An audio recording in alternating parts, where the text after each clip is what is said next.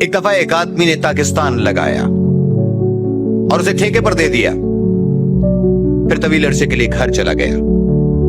جب فصل اکٹھی کرنے کا وقت آیا تو اس نے اپنے نوکر کو ٹھیکیدار کے پاس بھیجا تاکہ وہ پھل کا حصہ اسے دے دی، لیکن باغبانوں نے اسے پیٹ کر خالی ہاتھ لوٹا دیا.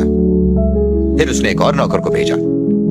باغبانوں نے اسے بھی پیٹ کر اور بے عزت کر کے خالی ہاتھ واپس بھیج دیا. پھر اس نے تیسرے نوکر کو بھیجا، لیکن باغبانوں نے اسے بھی زخمی کر کے نکال دیا. تب مالک نے کہا میں کیا کروں، میں اپنے پیارے بیٹے کو بھیجوں گا، شاید وہ اس کا لحاظ کریں.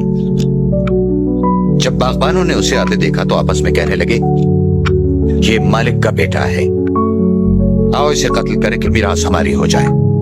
اسے تاکستان سے باہر لے گئے اور اسے قتل کر دیا.